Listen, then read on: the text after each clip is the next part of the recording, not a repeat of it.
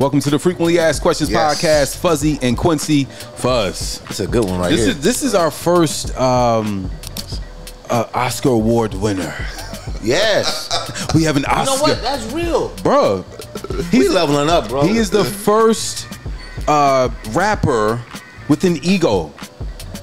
So one more is, if he get the T, he'll be an EGOT. EGOT. Which is Emmy, Grammy, Oscar, Tony. Yes. So your ass got to do something on Broadway. It's coming. A play or something, right? It's probably coming. He's probably working on it. Yo, I was slated to do a play, man. This play by this playwright named Len Nottage, but then like after they shut down Broadway, things moved away, and then I didn't get a chance to do it. I'm looking, man. I want to do theater, man, because as an actor, I want that like challenge, just. We know you're excited to talk to us. Let's continue to. It's common. Let's go. Common. Brother Rashid, as we call him. Brother Rashid. Yes. Peace. Love. Love. Yo, you know, I was just, as both of you all were talking, I was like, I known both of y'all for over. Like when I first started, basically 20 years. Like we probably all was kind of first starting. Yeah, for sure. Like this, it's amazing for me to see us like here. Still talking. We doing our thing, evolving, growing. It just made me feel good to say, damn, I didn't know these cats.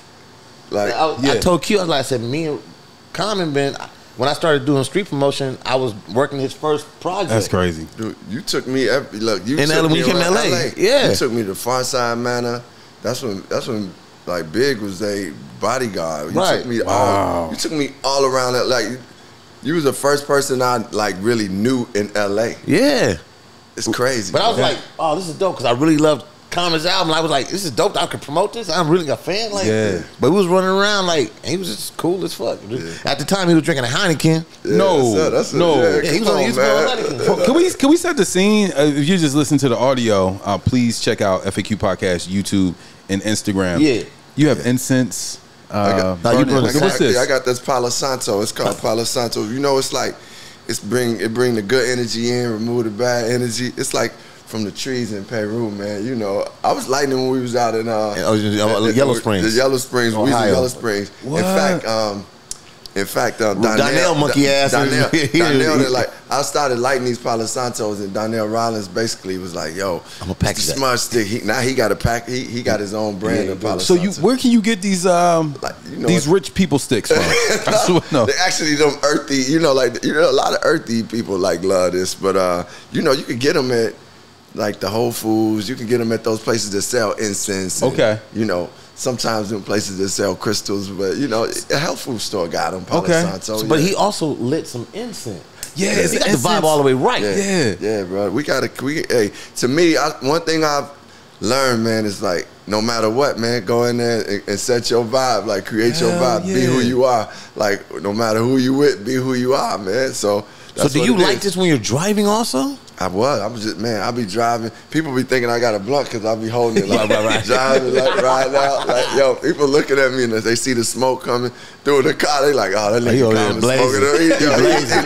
I mean, you know, it is what it is. But I be lighting these joints in the car, man. So you feel like somebody's bad energy, you like, yo, where my sticks at? You know what I mean? Yeah, I mean, you know, I light it anyway. Like just bring in a good energy too. Like, it's just one of those things that, you know, everybody needs something that can like just kind of center you, you know. And we all got our own thing to do. And I'm like, man, I grew up like checking out different things, but you know, I kind of found my own way into things that make me feel like, yo, this is who I am. And this makes you grounded. Yeah, it helps me. Yeah, who introduced you to this, like that way of life? Yeah. That way of life. That was smart. That was smart, Fuzz. Thank you. No, that was smart. No, was smooth. It's a lot of things. Like my girl, she does the sage thing for me. See? So you know, a lot of times I think she about to burn my armpits, but she hit you with the little ooh. I'll be like You know what I'm saying? You know what I'm saying? Yeah. But I'm starting to get used to that, especially if I have a bad day. Like a lot of times after you and I talk, I sage down. I sage down. You feel me? Damn, you gonna be asking me for some of these sticks, bro. Okay. You're like, man, listen. But you know, for me, like I said, growing up, I was introduced to different things. Some of my friends was introducing me to things from Last Poets and Gil Scott-Heron, which, you know, just open your mind up to then being around brothers who was part of the nation, who was talking about different things. So I was opening my mind up. Then, you know, incense and stuff was like part of, you know, you're in a black neighborhood. Sometimes your parents just might have incense, or somebody, or aunt or uncle. Right. So I was getting into that. And then, you know, eventually I kind of was like, man, I like different things. I found that I like different things. So when I moved to New York, it was like I was surrounding myself with people who were like that, including Erica and Erica Badu, and like this sister named Ashaka Givens, who was a fashion designer. It was like all these different earthy like people that was just real and being who they are. So I started learning about different things, and I'm always wondering. I want to keep learning and seeking. And you know what's crazy? Dilla would, every time I go to Dilla basement, he liked the incense, and me and him both like this one incense called Knock Champa. Knock Champa, hell yeah. And I actually did a song called Knock Champa. You sure did. Yeah, because of that. So, you know, it's just been part of the thing. And then, you know, different people introduced, like my old assistant, Shannon, introduced me to the Palo Santo. It was just one day, I guess she said I was tweaking, tripping out. Yeah. She just lit it. She hit you with it. She hit me with it. Calm your ass down. Okay. Oh, that's the new way to scream at people. It's like, yo, come, boom. You hit them with a little. I'm gonna do that. Oh, hell yeah. I'm on this. What's it called? It's called Palo Santo. Palo Santo. But it's crazy, Fuzz, as you saying, you know, sometimes your lady will bring in those different things. You know, people that, you know, women be more open sometimes to doing those things, but as men, we need some of those things too, like meaning like those things to calm us down, and get us in a place of peace. Dog, you are so wealthy, man. This is crazy. No, you know what? It's funny because it's so much to talk to you about, bro. Like, layers. I mean, we were driving down, and I was like, yo, you know, was with my man Mine, and I'm like, Common is just Common now. Right. Yeah, like literally, like when you think of Common, it doesn't have to be an album coming out. It doesn't have to be a movie role coming out. It's just like everyone is happy to see you when you come around. Like you're Common the brand now. Like when do you feel like that transition happened where it was like, you know, I'm a household name? Yeah, I think really it was like a evolution, because you know, as when we all started, talked about when we were starting. When we was promoting that record, it wasn't like a lot of people knew who Common was. On the hip-hop underground scene, I was known.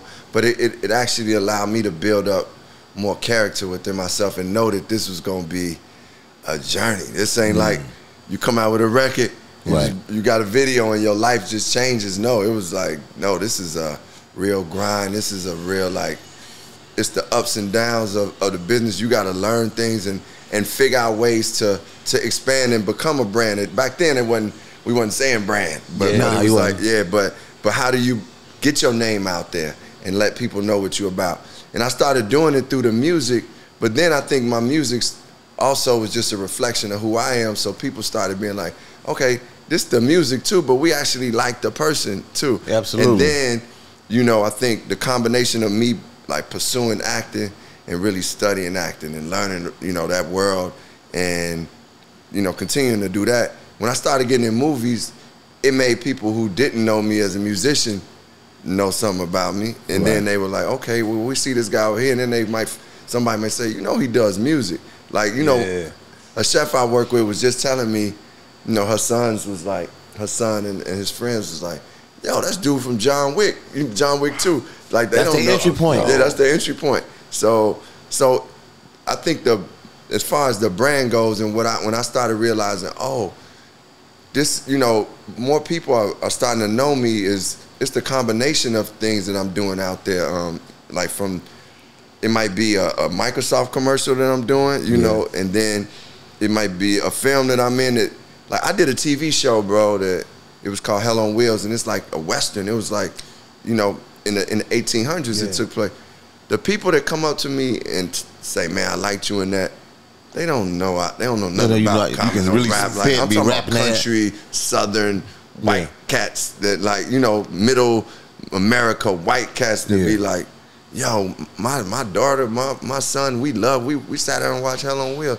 You'd be like, "Damn, these people would have never known." So the brand started expanding with the acting and then the other opportunities, and then, you know, I always look at it like, when we talk, you know, we could joke about the awards and the things like that, but I really started realizing that awards are platforms for me to do more. Like, you know, it's really, you know, of course my competitive self wants to achieve those awards. You know, when I create the art I create, I want a Grammy, I want, you know, but the point is, you know, like when you get those awards, it's like, what do you do with them? What type of access does that create where you can create more access for people, you know? And that's what happened for me. Like when I did get nominated for, we won a Golden Globe, John and I, man, the head of Starbucks called me and was like, CEO Howard Schultz, and was like, I want to meet with you. What? After like that, we sat, and you know, I'm bringing it up because we sat, we built, and I'm like, yo, I like this cat. This cat, he was doing some stuff because he was affected by Michael Brown's killing, so he started having meetings in Starbucks all around the country. So we like, what can we do together? We ended up doing something in Chicago, getting like, we did this 100,000 job initiative where we had kids going to training, and you know, like, we were teaching them how to interview, how to, you know, like, fill out their applications, you know, job applications. It was a beautiful thing. And that access was only created because he saw me on the Golden Globes. You know what I mean? So, point blank, the brand started to get to that level when I started doing things that were outside of just me as a hip-hop artist. Yeah. Yeah. Did you feel like the song Glory was like, you and John were like, man, this feels like something, like, yeah, you know? I ain't gonna front. I did feel like, and you know, I was saying how, you know, like, we wasn't asked to do that song for the movie. No? I was a part of the movie, right? And they were looking for somebody to do a song. They didn't even like say, "Yo, Common, you want to submit a song?" But Derek, who was managing me and one of my best friends, he was like, "Yo, they looking for people to do it." And when I was in a conversation with him, and I was like, man, it just hit me that, man, I need to do this song. And I thought, like, let me call John Legend. I actually told Derek, let me call you back.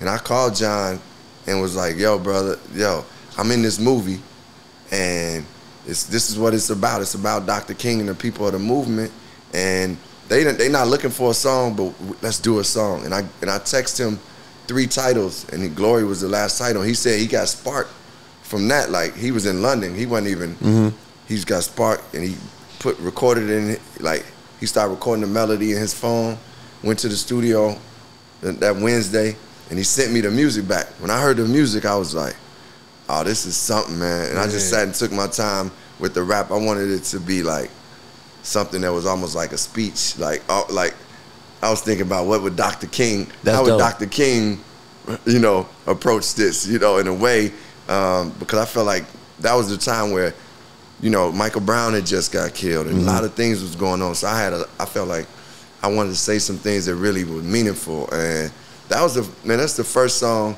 you know, and we did feel that song was special when we were creating it. And my daughter told me, I walked out of the booth, and she said, I told her, I said, we're going to get an Oscar for this song. She remembered that? She remembered that. What? And she said she was watching me the night of the Oscars, you know, on TV. She watching me like, damn, he said that to me, walking out of the booth. Like, and I was like, so, I mean, it was one of those things where I really felt the movement of the song, like, and you know, I've been aspiring to reach those levels, but it's greater when you reach it with something that's bigger than you. Yeah. Like, at a certain point, with purpose. Because I was definitely, like, at times we would be up there on that stage, I'd be like, man, this ain't even about me and John. Like, we don't know, ain't nobody, people ain't really coming like, yo, y'all the dopest. They just like, man, we feel this song. Yeah. And for me to see, like, people using it in graduations, or like, I've been at a show and a little girl came on stage that was like 12 years old. This is just last year, rapping Glory. I was like, man, this is amazing, because these kids really usually, you know, like I said, some of them don't know my music or don't even know I do music. But to see a young lady, like a young girl, rapping the words to Glory, I brought on stage because I saw her in the crowd rapping. That's dope. I gave her the mic. She knew all the words, bro. I was like, it touched me. So, Man, I'm glad that song has done what it's done and became what it became, and it is one of those things that you like, man, this bigger than us. This ain't even about us. It's God at work.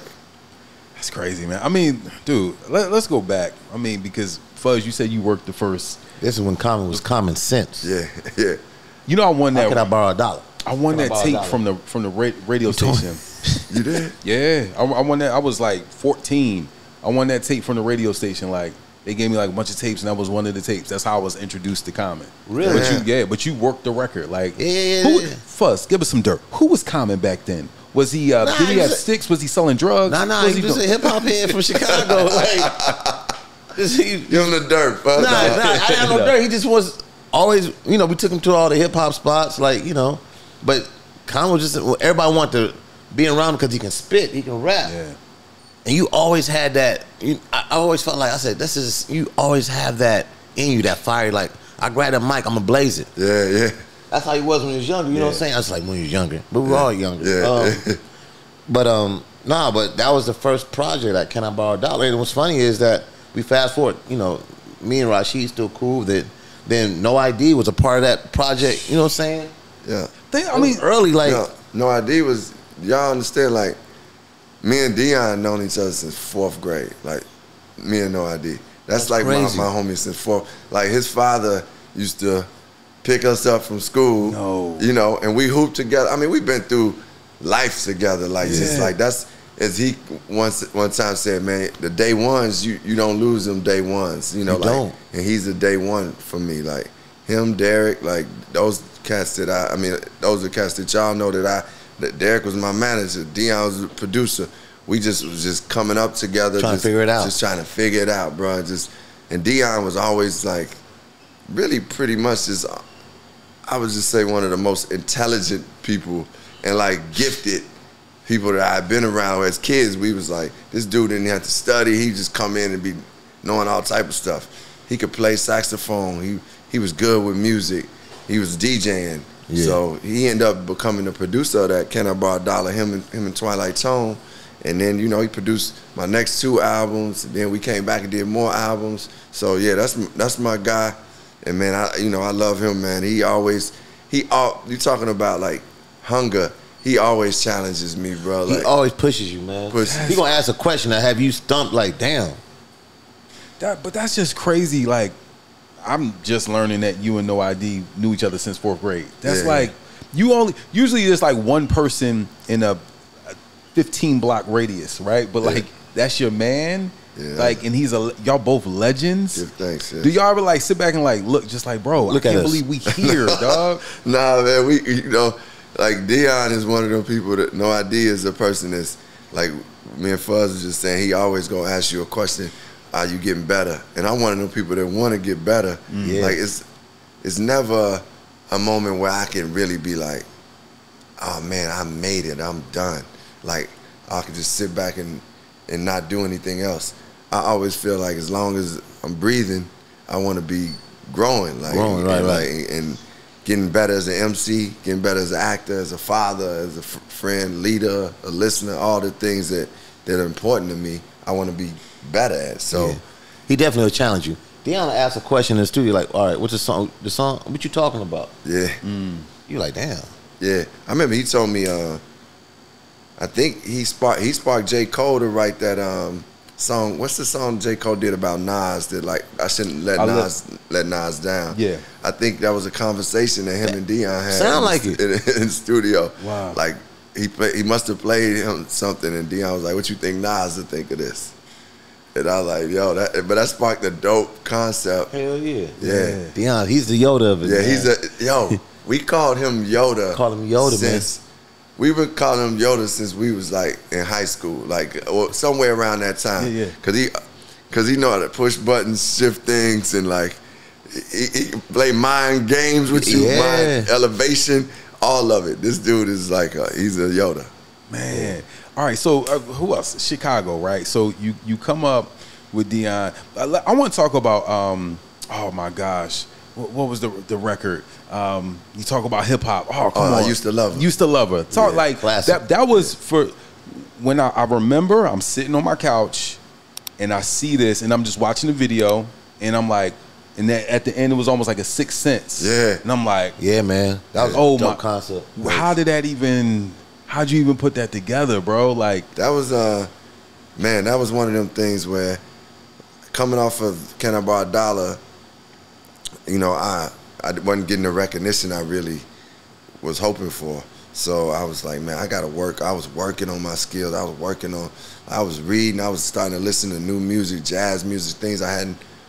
And I was obviously still checking out hip hop. I remember Midnight Marauders and it came out, and the album Balloon Mind State by De La Soul, and it was just like Return of the Boom Bap, KRS. It was all these dope, like I was in 93. That was 93. Yeah. So going into 93, 94, the Midnight Marauders album had, on the cover, it had all these hip hop artists, right? Legends. I mean, legends and new artists. Yeah. And I was like, man, I ain't make that cover. Like Pharcyde was on there, Souls of Mischief, yeah, you know, Africa Bambaataa, different people like Large Professor. That was like the Rock Nation brunch. Yeah, exactly. Yeah, but it was a dope concept. They had other rappers on there. It was like with the headphones. Yeah, the headphones on. So that was kind of one of them things I had on my wall. Like it was a symbol of what I want to reach, and like, man, I ain't made it like to the level where Tribe know who I am. So I say all that to say I really was like, man, I gotta really work on my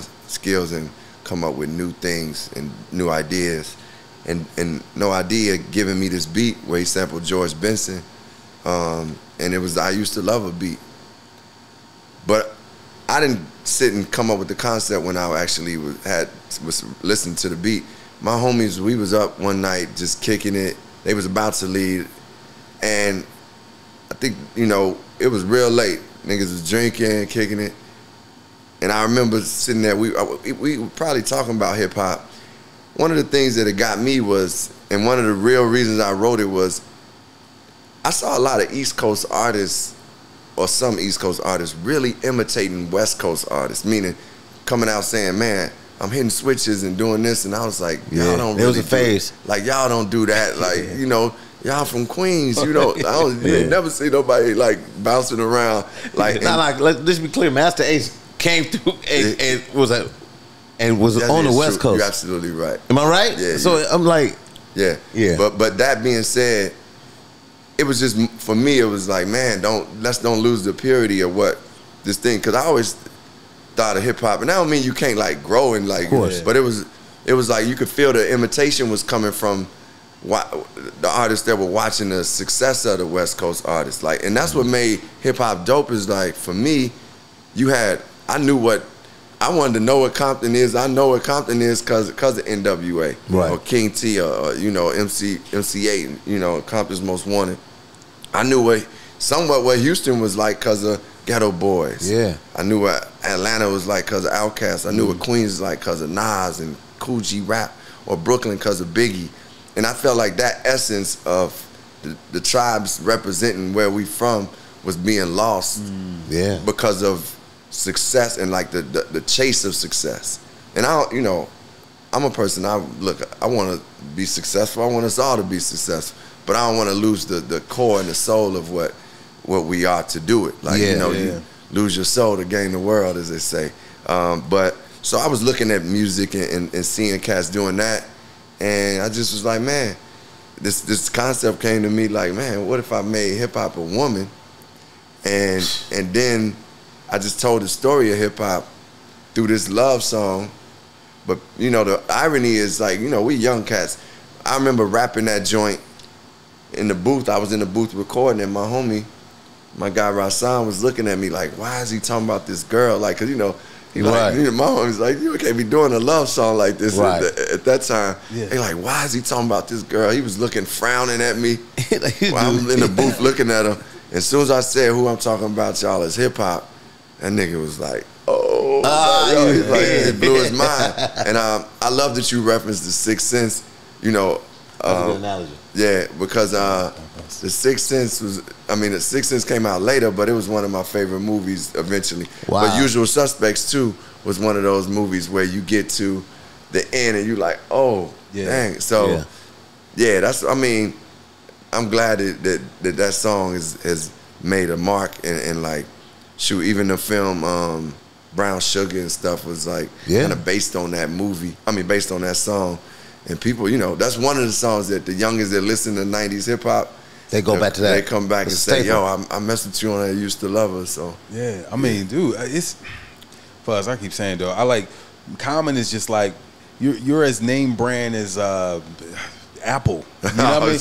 No, I mean you probably got more money than Tim Cook and them, but we'll talk about that. Yeah, okay. No, bro. Man. No, it's just Common. Like, again, you're as your name brand. There's so many different things we can say. You said something earlier about John Wick. I remember seeing you in that movie, and I'm like, I don't think people know.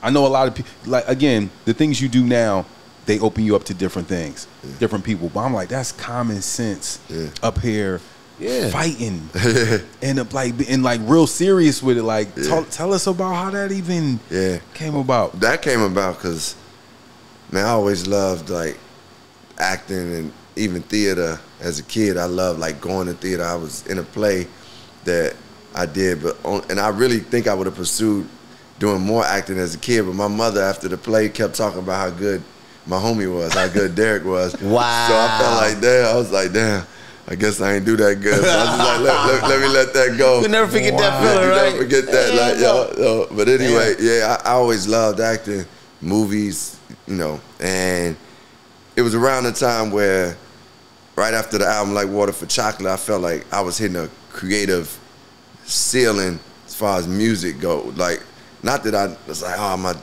I'm over, but it just felt like, man, what am I gonna do next? Like, creatively, you know, and I was looking to expand and just grow and do something different creatively, and I tried different things, but acting was the thing that, like, when I went to class, I was like, oh, this is something I really love. Like, I was thinking about it the next day and looking forward to going back to class, and I would be going on tour and be like, yo, I can't wait to get back to acting class. And then I just started working on it and seeing what that felt like, and then getting on auditions and getting turned down, and then, you know, dealing with also one of the dynamics that I was observing is like, okay, you coming in as a musician, some people that's like, oh, that's a positive. They like, oh, we want Common in the movie because of the brand name.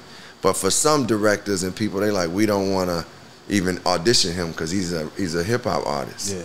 And, you know, I really wanted to establish myself as an actor also, and like that's why I strive to take on roles like the John Wick joint, where, you know, that ain't me. I'm not like some assassin. You know, like, you know, I'm not a martial artist, but I want the person, when we watch that movie, to be able to say that character. They see that character. Yeah. So, you know, it's just been evolution, and also just being wise with the roles I take. You know, early on, the first movie I did I really loved, called Smoking Aces. Then I got to do. That was your first movie? Yeah. With Alicia Keys. Yeah, with Alicia Keys. Man, who else was in that movie? It was Taraji was in it. But the dude from Entourage. Oh yeah, Jeremy Piven. Yeah. It's some flicking it's some crates. Yeah, he was the car. Yeah, he was the car. Yeah. So that, and then my next movie, I only really had a couple of lines, and I'm bringing it up because I was like, yo, I still got to do this. It was called American Gangster, but it was with Denzel. Come on, come on now.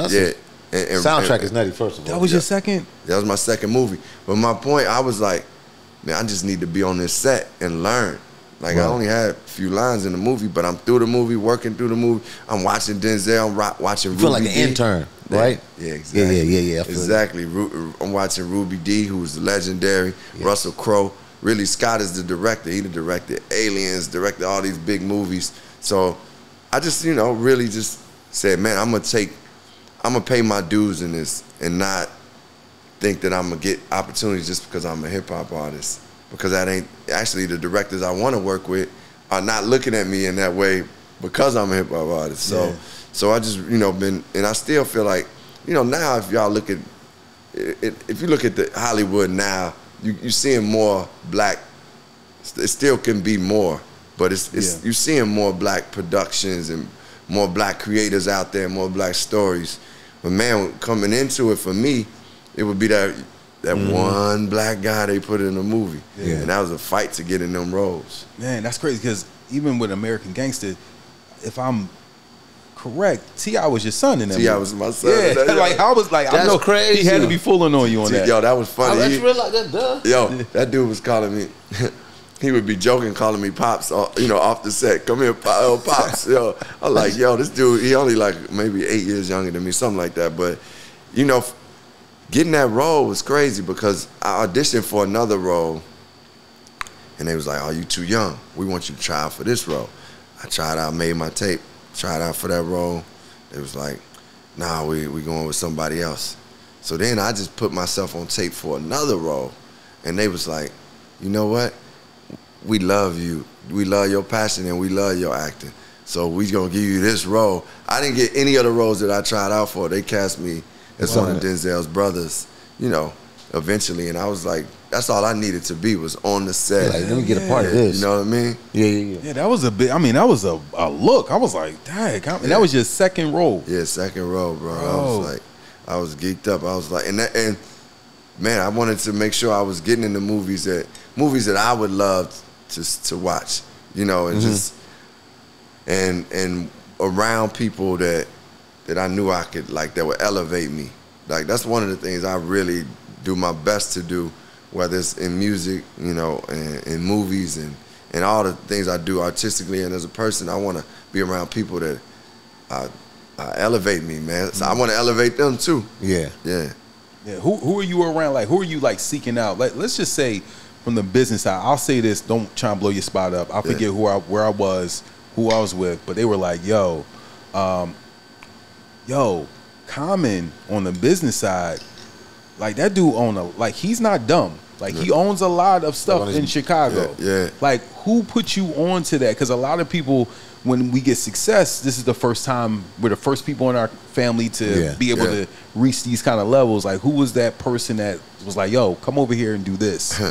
It's funny. My mother was, to be honest. Wow. My mother was like, and she hadn't, you know, she reached a level of success. She was a teacher, but she retired now, but she's a teacher. But she had her hustles too. She had a hustle, you know, and, you know, she had opened up a nursery school and did, you know, she was like knowing how to just make moves and make maneuvers to get money. So she, when I first released some music, she saw I was struggling and like, I'm trying to pay this rent, get this stuff going. And she, you know, she was like, look, when you get your first chunk of money, you need to invest in some property. So I got whatever money I got, I invested in a building. I bought a building in Chicago and stayed in the basement, rented out the apartments up top. Right. And then from there, you know, it was like, okay, let me get some more properties and stuff. That's what she knew. Then it's got to a point where my financial level started exceeding what she knew. Like, and I had to like go get a business manager, get that firm, get that, and just be around people that are smart in business that will like sit down with you. And like I was telling you, like, it's times where I was with the CEO of well, he not the CEO anymore, but Howard Schultz, and his people talking to me about different things business wise, and I'm like, oh, let me pick up this information. Yeah, let me get this game. Yeah, get this. I got to get this game. So, you know, it's been a gradual thing, but my mother put me on the path because I wasn't really, I'm kind of like I'm an art dude. Like, I'm going to go with what I feel. Like, I'm going for that. So I didn't have a mindset to be like, okay, let me think business-wise and think long-term, like what to do. But thank God, you know, my mother had whatever knowledge she had in her hustle. Yeah. It ended up, you know, sharing it with me, and it's been a foundation for me. What about, so you talk about your mom giving you that game, right? Mm-hmm. But I knew you were also very close to your pops. Mm-hmm. Your pops would close out all your records, right? It would be, you know, some spoken word or some word from your pops. Yeah. What game did you get from your dad? Man, I got a lot from him, man, because he was the one that was kind of encouraging me to be like, stay raw with it. My father was from 47th in Chicago. Like, he from the hood in Chicago. Yeah. And I didn't grow up physically in the home with him, so he was always looking to, like, to spit some game to me, because it was like, okay, you know, when you get around your son, you like, I better drop some jewels on him. And you know, a lot of it too dealt with like finding your. He was a spiritual dude too, as much as he was street. Like he named me Rashid. You know, because he was studying the Quran and reading the Bible. He was like, I want to, you know, I believe in that the Muslims and Christians could work together. You know, like, so he would give me things like that. He would talk to me about. He was talking to me about health stuff back then, because my pops used to play ball. Like, he played in the ABA for a couple years. Oh, what? Yeah. And so he'd be like, man, you need to take your wheat germ more. This one I thought I was going to be a hooper. He like, you got to take these, you know, your carrot juice. So he would be giving me that game. And really, the most game was just about being confident. Like, he, you know, he saw that I wasn't, like, totally confident and believing in myself. And I would, like, give up my power to other people in a way. Yeah. You know, and he was like, nah, man, you the man. You that guy. You remember, you know, like, so it was a lot of wisdom in that. He would just say it in the rawest of ways. And then also, one thing that I've learned from him just by example was that, man, he taught me that it's okay to be imperfect. Wow. Like, he would tell me. That's important as a parent to say that. Bruh. That's important, bro. Yeah. Like, you got kids. We all got kids. It's like, it's okay. It's okay, man. It's okay. It's okay, man. He was like letting me know the dirt he did, the times he, you know, was just messing up, you know, the places he failed at, the things he was scared of, and it made me be like, as much as I'm looking at my dad, like, man, this is my dad, you know, it also humanized him and made me be like, oh, it's all right. It's okay for me to yeah. So Pops had some great wisdom with him, man. But how did it come with tradition that he would be ending your albums? Because I remember I called you after he passed. I'm like, man, it's your first project without Pops ending it on the last track, and we had a personal conversation. Yeah. But how did that start becoming a thing? Like his words, man. You know, because his words that I would get on the weekends when we talk was always potent to me. And when he came to Chicago one time, because he lived in Denver, and I was working in the studio. We was working in the studio, and I told him to come down to the studio. I remember we was drinking some beers, drinking some Heinekens, and eating some pizza and stuff. And he was talking to us, and I was like, man, Dad, go in there and say some of that on the mic. And then he just went in there and like just started talking. You know, he knew he was like a ham, as they say. He liked the attention. He liked the attention, right? He liked the attention. He loved being that guy. So once I gave him that microphone, it was over. It was like, yo, he was ready. After that, he did that. You know, he kind of did his own. Excuse me. He did his own spontaneous, like, you know, talk on the first one he did. But then after that, he started writing, and he was writing, and he was being poetic with it. And I was like, yo, this dude is dope. So I just had him it became the ritual of the album. He would close those albums out, and it was tough when he had passed, because, I mean, obviously my father transitioning, but creatively I was thinking, man, it ain't the same not having him closing my albums. And he had did other material, but some of the material was like when he was sick, because he passed of cancer. And, you know, so some of the material didn't I didn't want to put it out where he ain't sound like him. Right. Yeah. Wow. Nah, listen, man. Like, oh, man. Like, me and Fuzz always talk. You know, my mom passed, and, you know, that's a tough thing. Like, how did you deal with that being common? And, like, you like, dog, that's my dad. Yeah. You know what I'm saying? And people I'll never forget, my mom passed, and I was doing my TV show, and somebody was like, I could be your mom now. Somebody, an audience member. I'm like, why would you say that to me? Right, yeah. You know what I'm saying? Like, I'm a human, like, you know, that's my mom. Yeah. How did you deal with that, in the world knowing, and you're trying to grieve through that moment? Yeah, I mean, I think I've, you know, learned to take my moments as much private as I can, you know, like, as far as, I got my own things I do to make sure I'm taking care of myself. Yeah. You know, and that don't stop other people from spewing out crazy stuff like you just said. Yeah. But, you know, the stronger I build myself and the more love and resources I got for myself, whether it's Palo Santo, prayer, whether it's a meditation for me, whether it's music, whether it's hooping, whatever things that feed me, you know, I make sure I do those daily. So when I go out in the world and I'm dealing with, you know, whatever the world bring you that may be crazy, I could deal with it on a better level. And you know, most of the things when it came to my father was a lot of love. You know, like it was a lot of love, and so it wasn't. But still, people do when you go through different things. Like I remember going through public breakups in relationships, and people always coming up saying they thing, and you like, oh man, this is, you know, I ain't got over this yet. I got to deal with this, you know. But my point is, it's like, I just continue to try to make sure I'm taking care of me. So when I do get somebody come across, I don't just like be in that snap mode, because you know we human beings, and people say that to you, like especially something so sacred as like a parent leaving the planet. Yeah, like that's something like you are human. Yeah, we humans. Yeah, you're human. Yeah. Let's talk. He just talked about something. I want to, because we call you like a friendly sniper. You are a you talk about these relationships. You've been with some. I'm gonna say this because if we ever interview her, I'm gonna tell her. Okay. I don't know if I share this with you. But the first time I found out that Erykah Badu had cakes. Yes. I was at Dilla's funeral though, and I seen her walk down the aisle. Yeah. You were at Dilla's funeral, right?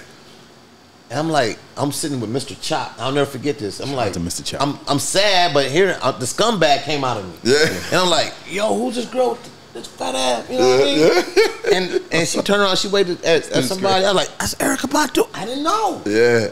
So anytime, I'm going to tell you, Erykah, when I see you, I found out at Dilla's funeral. No disrespect. Oh my God. But I'm saying, that's just me. Human. You see it. You human. We human. Wow. Silent sniper over here. Yo, man, let me tell you. Yeah, Erykah. But you got some things like, I'm like, I get it. Yeah, don't sleep on it. Don't sleep on the God. Yeah. Like, don't let this cocoa butter fool you. Don't let this Palo Santo. Throw you out. But I mean, to be honest, Erykah a Southern girl, man. She and she embodied that like in every way. I mean, no pun intended. She do embody it like, and it's like she thick, she fun, she got a sense of humor, she like super cool, she artistic and very and smart, but she talk a lot of shit. She just dope, man. I'm like, she very down to earth. I didn't realize one time I had a chance of kicking around, but I'm like, yo, she down to earth. Yeah. Thomas like, I know. Yeah. Was that your first like relationship that was out there like that? Yeah. I mean, because man, you jumped the gun. That's a big one to jump into. Like, that was my first relationship where I was like, with somebody that was. It was my first public relationship. Yeah. You date people, but if they not popular, then people don't care. Right. But Erykah was like, but just one of those. At the time, she was like, she was moving. One of the most popular artists out there, and just leading the whole like culture or whatever, like in different ways. So, like being in a relationship with her, I definitely it wasn't an interview or thing that I would go to that they wasn't asking about that. But I gotta say that I think the way I grew up, like me and my homies, we kind of just put things out there, like so you can't attack us. Meaning like if I was in love, I'd be like, I'm in love with her, blah blah blah. Yes, it is what it is. Because then it's like if you acknowledge it yourself, right? It make it less so serious when people like do talk about it, and you got to be able to laugh at yourself sometimes, make fun of yourself, all that. So, I was okay with, from my homies to everybody like, oh, Erykah got you like this and because I knew what the truth was. So I lived in that, and that was the first public relationship. And like I was saying, you deal with when you break up in that type of situation. That breakup is tough, man. People still come up to you like, yo, where Erykah? What up? You like, man, I done moved on. I'm trying to move on, bro. But that's part of being in the public and doing what we do. Yeah. Like, dude, and I will say this: I respect how you move because we know you. Like, dude, we called you. You're here, but you're not one of these people like, yo, man. Yeah, I mean, I'm one letter away from an EGOT. You know what I'm saying? You You don't. Nah, he ain't bougie. Yeah, he not bougie. He not not at all. But there's people with less. Oh, what? That act like on, you know. Yeah. You know, bigger and you know, like, yo, I'm doing way more. And it's like, no, dog, like, I know some, like, we got common. Like, you know what I mean? Like, yeah. Well, I think, you know, some cats got to put value, they put more value in, like, the hyper thing, you know, the hype of things more than just, like, man, being a good person. And, like, man, we all human beings. Yeah. Y'all do what y'all do, I do what I do. Yeah. But we all, at the end of the day, we all on, you know, we all basically children of God, black men, human beings. We, you know, ain't nobody better than nobody. That's how I just look at it. True. Somebody might be more talented in another area than me or you or you know. This might be my gift over here, but you got your gift. You got your gift. So, I mean, and two, man, it's, I think you realize, like, after going through a lot of things, you realize, man, you gotta treat people with respect off bat, because like yo, it's a day where everybody ain't gonna be yelling your name, you know, like man. and that and you don't want, like, the people you've treated like assholes or just came in with a certain ego. But to me, man, in all truth, if I go to the root of that, that's still like that's somebody that ain't, like, content and really, like, they ain't secure with themselves. Yeah, you know what I'm saying? Because if you are, you ain't gotta walk in like you better than nobody else. You know, like, this is like we always see some of them rich cats that we seen that's really rich. Yes. They wasn't even so flashy sometimes. You know, like it wasn't. They ain't even had to show it. They just got it. Yeah. And you know, the more we get older or, you know, evolve and mature, we understand, like, it ain't always about the flash. It ain't always about, like, yo, I gotta show this person what I got. And so I think, you know, maybe it could come with youth, or just come with the essence of a person. Somebody said, like, who you are as a person, it's accented more when you become a celebrity. So if, you know, hopefully, you know, it's good people out there. It is good people. I've been around different celebrities that's cool. Like, when we were with Dave a real cat, like Dave Chappelle. Like, he's solid, man. He good people. Yeah. Solid. Dude, another thing I'm like blown away by is, like, one of my favorite shows. We had Miriam A. Hyman on. The Shy. Oh yeah, bro, like, she's fire. This show is amazing. Like, yo, thanks, man. Like, tell us your involvement. Tell us how you got involved. Yeah. Like you had to be involved. That's called The Shy. Yeah. Like, you're the epitome. You're the mayor, dog. Yeah. You don't look like the mayor of Chicago. I'm just saying. But you are you're like the hip hop mayor. Yeah. You feel me? Yeah. Man. One of the producers that I was working with my film company at the time, she was working with us. She brought the script to us and was like, man, this girl from Chicago, and you got to check this. At the time, what was it called? It was called Chirac. And I was like, oh, man, we got to change that title. Because we're at the crib, we wasn't promoting that Chirac like that. Like, I mean, people, we ain't like that name really overall. But that being said, read the script and was like, man, this thing is saying something. It's something here. And we came on as producers and basically helped get the show bought and sold. And Lena had a vision for it, and we just was really supporting that vision. And that's what we've been doing since. And Lena, before that, you know, when the shot first got made, we made the pilot. Lena wasn't as known. Then as her name started to get bigger, it's like, man, this is really great. Things is working out. And we both from the crib. And for me, that's one of the things I'm most proud of and inspired about, is being able to take projects home to the crib and people working. Like when I walked to the set of The Shy and seen, like, makeup artists from Chicago, location scouts, and like actors getting jobs at the crib. Locals.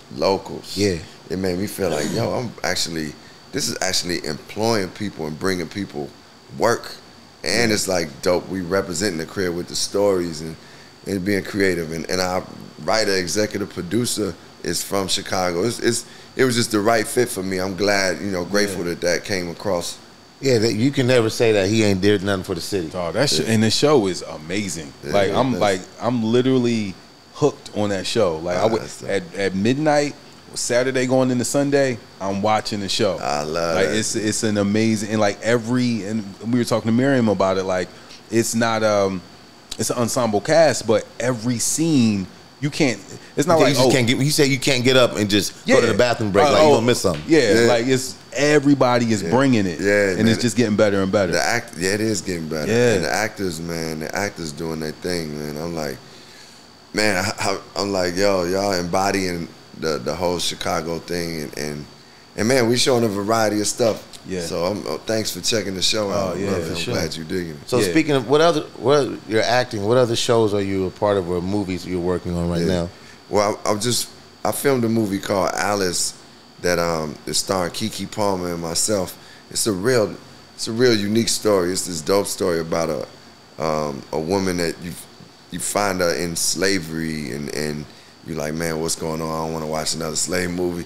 And then you end up finding out something happens where you find out, damn, she really shouldn't be enslaved. I mean, we shouldn't have been enslaved. And something happens in the movie where it's like it throws you off and it becomes a whole nother time period. And it's a dope story that this director, writer named Kristen Verlinden, she wrote and directed it. We scored the movie. It's my first score. And me Congrats. Thank you, bro. I'm super excited about that. Me and Kareem Riggins and shout out to Kareem Riggins, yeah, man. shout out to Reem. Yeah, Kareem Riggins. We got to do that, and it was like, yo, I was one of the best things I ever got to do because for me it was a combination of music and acting. Because when you scoring, you have to like really channel what's going on in the scene musically. Anyway, it was just one of those things that we were talking about earlier, Q, about expanding and growing things, and that was it for me. So we scored that, and that's big. Yeah, and it's an indie movie, so it'll be hopefully near the end of the year. Got it. Yeah. Man, you just doing everything. How much money do we need for us? Like we need to tell him that we need a podcast partner. He may know. Maybe. He may know some people in the podcast. I'm not begging him no more. I'm not begging him. I'm not begging him no more. Let me ask you this, comment. I didn't realize the Muslims or the FOI is really huge in Chicago. You know, I went there with BJ Chicago Kid, and I'm like, oh, this is really a movement. Did you ever study fruits? Being a Muslim? First of all, I grew up like maybe less than like about 14 blocks from the mosque Mariam, which is right. Yeah. You know, that's the #1 mosque in the nation. Like that's where Minister Farrakhan was based, and Elijah Muhammad in Chicago. That's where the Nation of Islam really started to grow, and like that's where they were based. But growing up, I really didn't start getting like in tune to the nation until I started hearing Chuck D them say Public Enemy. PE talking about Farrakhan and different. I was like, oh man. So then I realized that it was right there, and it's in your backyard. It's in my backyard. And I'm like, okay. So I got in tune with them, and then part of friends that I had was part of the nation. So I would learn, and then I would go hear the minister speak. They would have Savior's Day, and I would go there a lot. But then I would just go to the mosque to him. So, yeah, I have been, like supportive of, just the nation, the brothers in the nation, the sisters in the nation, and what they do for our communities, and how I have friends that's, that was wild, and then they got into the nation and just got themselves together. So, I always had love for the nation. I never was a member of the nation, though. But you soaked up the knowledge. Yeah, I soaked up the knowledge, and was going to check out the minister. Yeah, I mean, speaking of soaking up knowledge, man, like we seeing this new artist that's with you, and I'm like, man, we see it, but like PJ, talk about your relationship with PJ. She's really a sweetheart too. You rolling her out, bro. PJ, man. Really PJ is, man, for me is like one of the dopest artists I've been around. Like she one of the most gifted songwriters like ever that I can't say I've been with every great songwriter, because the songwriters that's touched so many records, but she like an MC. Like we'll be working on the music and she'll just start coming up with stuff while I'm freestyling or rhyming, and then I'm like, man, she really, and it'd be really great songs and hooks. Yeah. And I think, for me, she from North Carolina, Greensboro, North Carolina, and then she kind of came up a little bit in Atlanta. But what I see in her talent is something she's like limitless. Like I can ask her to do something that's like got something to sound like a KRS beat. Yeah. Or I can say, man, we need something for Rihanna. And she can write, she just writes from all types of perspectives. And it's fun, man. It's like I said, I want to be around people that I elevate them, but they elevate me too. And I think, she has definitely elevated me. Like, she a dope artist. She did the background vocals for Jason Cash, All I Know. Really? Yeah, that's her on the background. Oh, damn. Very sweet. She come in the studio fast. Really? Yeah, she worked with Lupe and like Usher. She's written some stuff for Usher. Yeah. Like, it's definitely like a lot of new young artists she's done some stuff with too. Yeah. No. So speak about this new project you're working on. Oh yeah, well the new project is coming out. I have a song out called Imagine. Mm-hmm. Yeah, and it's featuring PJ, and it's Kareem Riggins produced it, and it's co-produced by his brother Isaiah Sharkey and Boom Bishop. And man, it's just part of our thing that we do. Like we just being there, like rocking live music, and then I hear something that I like, and then it's like, okay, but we still keep the, it's a soul to it and a hip hop that I always want to keep in my music. Yeah, for sure. And that's what this music is. And I wanted, it's part of our album, a whole vision. It's called A Beautiful Revolution Part 2. That's the album, and that'll be out in September. Okay. And man, I'm geeked about it because it's just, I never have done albums where I just like done it real quick, and it's just like that inspiration. I have taken a lot of time to do albums, and this album, we just went in the studio. I think because everybody was still for a minute, I could really, this is one of the first times I've been able to focus on just creating music. Mm-hmm. So I've been able to do that. While everybody's in the pandemic, you just yeah, and just I wasn't like trying to do this over here and do that. Like, I think the pandemic for me made me understand that, man, I'm being more intentional. I'm not trying to do everything. And though we talked about brand and doing a lot of stuff, it's like, let me focus on these things. And music is something I love music. And like dealing with the pandemic, I was listening to a lot of 90s hip hop. Got to. But what were you listening to? Man, I was listening to Brand Nubian. I'm still listening to Brand Nubian, Tribe, Gangster. I was listening to P-Rock and CL. I was to Grand Poobah's, Real to Real 2000. album. And then I was listening to Black Moon, Smith and Wesson. I mean, I'll be trying to dig deep. I'll be trying to find like stuff I used to hear on CD. Stuff you used to have on CD. On you were like, CD. yeah, man. And hear on like college radio stations. Yeah. So I be man, special ed. I was like going just, and man, it feels so good. It reminds me of just what I love about our culture and just hip hop. And then it kind of soak in you. Like, oh man, KRS. You listen to KRS, you like, damn, him and Kane and Rakim. I was listening to some of them joints where I ain't heard in a long time. So I'm listening to songs off of Rakim albums that I hadn't listened to in a minute. Yeah. And you like, damn, this dude was. But see, me and Dion was talking about that a couple of weeks ago in the studio. We're like, them dudes was young, but we thought they were old. Yeah, them dudes was young. They was young. I was listening to Illmatic earlier today and just was telling some of my friends, I said, yo, Nas is like 20 or 21. Insane. Yeah. Writing that. Like, this is one of the greatest albums ever, not just only hip-hop albums. Yeah. Like, that's like American poetry. Like, you gonna go down and be like, and just the album itself, everything about it. From him having his father playing trumpet on there, to the album cover, to just the different producers being involved. Producers, come on, man. That was the first hip hop album that had an all-star super producer project. And where he was the way he was describing like stuff, I hadn't heard anybody describe things like that in rap, like for me. And it was just like, man. Anyway, that dude was 19 or 20. He was super young. Yeah. Let me ask you a question. What hip hop song you wish was yours? That somebody else did you like? Maybe I would say Jesus Walks. I like that song. You know why I say that?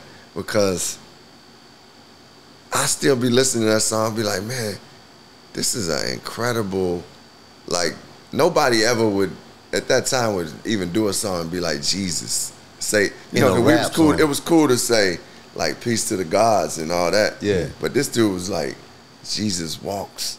And it embodied a lot of just like a feeling that I think that I love in hip hop, and that beat itself was like, and I think it's a timeless song. That's the one that first came to my mind. Yeah. Well, you know, Kanye had a hook, and he said something like, "Yo, Common passed on this, and I made it into a jam." Like, how many? You know, I asked you this before. How many songs have you passed on from Kanye that have become like some of them joints? Oh man, it's definitely over. Like, it's got to be a lot, man. It's like, I mean, I'm talking about at least, I would say over 20, and that's a lot. Like beats that I passed. I mean, I passed on more beats, but beats that I know, like I literally, it's one of the songs. The song he made called "Heard Him Say." Heard Him Say, yes sir. Yeah, like he made that beat for me and was like, we were sitting in the studio and he was like, yo, and he was like, yo, Ross, you loving this? And I'm like, it's dope, it's dope. He's like, do you love it? I'm like, it's dope, man. Let me think. Cause I had some other stuff that I already had for the album. And I'm like, I'm trying to see, cause when I'm making an album, I'm like thinking about the whole picture. Yeah. And I'm like, he's like, man, you don't really love this, man. And then he's like, yo, for real, that nigga just sat and wrote that song in like 15 minutes. And did it himself. And was like, he wrote the hook in the song. He just was doing that. And he put Adam Levine on the hook. He put Adam Levine on the hook. He's done. But he wrote that joint in 15 minutes. And was like, I was like, man, this song was meant for you. That's how I felt like when after he wrote that quick, I was like, it's meant for you. That was yours. Because I definitely was not going to create what he created to it. Yeah. And yeah, you know, it's been, you know, from that Slum Village song, Falling, with John Legend, he had made that for me, but I had already had a beat that kind of had this piano sample, like the food already reminded me of that type of, so I was like, nah, you know, and he like, okay. And, you know, it's so many songs on, I think, on which album, that Late Registration and the next album he had, that was beats that I passed on. Really? And, yeah, or he was making them for me. Not all of them, but just, it was some of them that he was making for me, and he'd be like, and I'd be like, no, I'm good. And he'd be like, all right. Wow. I got to share a story because I told you this in Yellow Springs. We were at Dave Chappelle's house. Me and Jay Dilla were very, very close.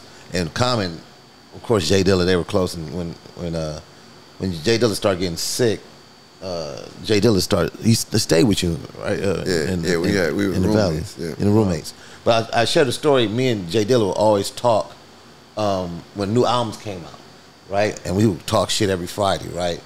So he called me, he goes, hey, what you think about Common's Electric Circus? I'm like, that's cool. I said, it's a little different. That's my man. Like, and I'm being honest, because we can have these open conversations. Yeah. I said, I like the Pharrell track, the Neptunes track, the Nutty.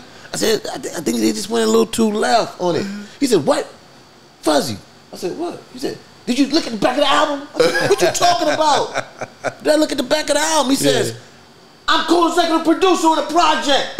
He got so pissed at me. Yo. Hung up on me, bro. Yo, he hung up on you. He hung up on me. He was funny. so mad. I'm like, I said, Dilla, I didn't know, nigga. Like, I just knew. But that's what that's the type of friend you should be, though. If you gotta tell you. It was around Christmas time. He was like, I was like, yo, what's? We probably talked for like a month or two. He was so salty. I'm like, cause you're like, I'm. But you gotta have people that's gonna tell you. Look, my friends tell me straight up. They be like, man, your acting was whack as hell. No, they be laughing at you, but they also tell you when it's good. Yeah. Like, and man, I've always had my close homies that really do that. You gotta have that. But the truth is, when Dilla was trying to give me like raw beats at that time. Yeah, but man. I was like telling them, nah, man, I'm going here. I'm going out there. Like I'm listening to Jimi Hendrix, Pink Floyd. Because that's where y'all recorded it at. Yeah, with the Electric Lady. Electric Lady, Yeah. So I'm listening to Jimi Hendrix and Pink Floyd and Radiohead and all this. But they were Dilla up on that stuff. So it wasn't like it was like so much of a stretch for him to do it. But he was really trying to give me raw joints. But I was like, you wasn't in, for that project. Wasn't there? I wasn't there. I got to go. Like, one thing I feel like that I have done as an artist has been true to myself where I am at that moment. 100%. Yeah, like, I mean, if I'm on some crochet, that's what you gonna get. Yeah, you know, or if I'm on some space electric circus, that's what you gonna get. Yeah. And then, you know, that's important. And I think, you know, for you being an artist, like, we don't see that in hip hop. Yeah. It's like whatever worked, a lot of artists like, yo, I'm hard the whole time I'm out, right? And it's like, no, like you see other genres of music where you're able to be who you are in that moment. Yeah. Like it's certain, we'll see certain people that's like, yo, dog, you don't even live like that no more. You're super successful and you acting like you posting in the hood every day. It's like, dog, stop. Stop. So I think that's the one thing I've always admired about you as being a real, true artist. You know what I'm saying? Yeah, I mean, I think that's part of the, I know Nina Simone say the job of an artist is to reflect the times. I think another duty is to reflect who you are and like be true to who you are, because then, you know, I think you might actually stumble upon something that's good and might lead people to new things. Think if Rakim didn't decide to rhyme the way he found his voice, because everybody else was not to the real thing. Yeah. And he came like, so he made that choice and found that confidence within himself to do that. Yeah. It could have been somebody around and it's like, what you doing? You sound too mellow or sounding. I remember like making demo tapes and trying to find my voice, literal voice. Like I remember trying to make my voice deeper because my voice was all high, and this girl was like, yeah, it sounds good like that. So I kind of gas you up to go that route. But then, you know, in life, you find your voice at a certain point. I think, you know, one of the things has been that I do my best is to try to listen to what the voice inside is saying, and where my creative like desires are, and make sure I offer that. Yeah. Let me ask you this: you as an MC, do you feel like when you still listen to new music or old music, like the art of freestyling, you are in that peer group of you can really go at the top of the dome? Do you feel like you still have to sharpen your, like, how do you sharpen your skills now, like in 2021? Like, there's really no freestyle. Like, gas ain't. Do you just be in the car rapping to yourself a lot? I mean, actually, that's. Or you and Tiffany Haddish be going back and forth, like, you know what I'm saying? That was smooth. Yeah. That was smooth. I love that for us. Say it one more time. What'd you say? Tiffany Haddish. Tiffany Haddish. Okay. They be making selfies and stuff on Instagram. You hold on. You gotta get this in clear. You say you love who? Tiff. Oh, okay. I just want to get that in clear. Tiff, super dope. She cool. But I'm saying, but how do you freestyle? Like, how do you freestyle? Man, so, man, I do be freestyling. Like sometimes, I mean, that's how I think. You know, I like sitting down, listening to beats and rapping. That's one of my favorite things to do in life. So, you know, writing and being around music is always a way for me to sharpen it, listening to other music. But then it's a time where I'm like either performing. I know we had time off, but performing and I'm going to freestyle at the show or do something like, or, you know, sometimes I might even be doing a speech at a college and they be like, yo, can you bust a rhyme? And, you know, you get put on the spot. So you got, and I think one of the things that I remember early on about freestyling that I still live by is like, man, it's all right to mess up. You gonna mess up. Yeah. Like it's okay. Yeah. Like, and so I don't have a problem with doing it, even if I haven't been doing it like that often. Like I just got to do it. I performed with Robert Glasper in Miami, and he was like, man, I thought you were gonna be more rusty. I was like, man, I just been around rap, listening to rap, so you know, you've been on it. Yeah. Speaking of Robert Glasper, one of my favorite songs they did, Brandy, they redid "Optimistic." Oh yeah, off the project. What's the name of that project? Yeah, that project, August Green. That was August Green. Yeah. Man, if y'all don't know, y'all need to download this record, and also peep out they did a Tiny Desk performance. Okay. Yeah. And they did that live. Oh, man, it's one of my favorite songs I played. Comments, people left the room. Now we got to ask them the question. We don't want to ask. But yeah, how's everything? Shout out to Skills. Skills is over there. We love Skills. He's from Richmond, Virginia. We hate Richmond, though. We hate Richmond, though. We'll talk about that later. I'm joking.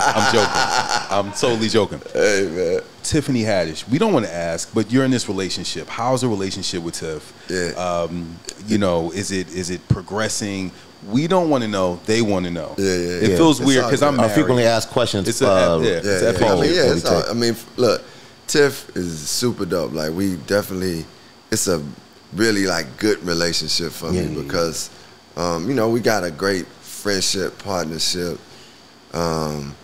It's like, I think, you know, from what I've learned from my past relationships and learned about who I am, I'm able to communicate what I need and what I want and what I know what I want. So, like, we in a great space when it comes to that. She fun, but she really smart. She for the people. Like, she very passionate for the people. She for the people, man. She about like uplifting black people. And man, you know, at the end of the day, she got her spirituality. Like, any woman that I gotta, you know, that I'm gonna build like in a relationship with, she gotta believe in a higher power. And like, you know, you ain't gotta, like we said, we ain't perfect. But you know, be working towards just being a good person. Yeah. And I think her heart is the thing I love most about her. She great, you know, great people. So we good, man. It's like, do you need our addresses for anything? We are getting older, Rashid. We are getting older. If you need our addresses, look, I take things in stride. In stride steps. I like that. Look. Yeah. I know, like, one step at a time. One step at a time. One step at a time. Okay. Well, listen, we thank you for stopping by. Yeah. The first rapper with the ego. He is a sniper, though. Grammy and Oscar. Let's go. That's right. This is Frequently Asked Questions with Fuzzy. Thank you for sitting down with us, bro. It's been great to talk with y'all, brother. Thank you, man. And just give us your skin. His skin is glistening. We need some. He works out He works out every day. We see it on Instagram. He works out. Fuzz. I used to see Fuzz when we used to be crossing paths at the gym. Yeah. Oh, we'll get I don't know. We have a idea for a skincare product that we can sell through you, Common. It's called commonly known skin. Okay. Like that? Come on, tell them S. Yeah, tell them more about it. Yeah. Fruits and berries and Palo Santo. Hey, people will be with that, bro. Palo Santo. Just don't burn your face while you light it. Exactly. There you go. Right. Yeah, Frequently Asked Questions. Listen, FAQ Podcast on Instagram. Subscribe. FAQ Podcast on YouTube. Please subscribe, comment, share, like, tell everybody about it. We'll see you next time. Yes, sir. We'll never know who's next.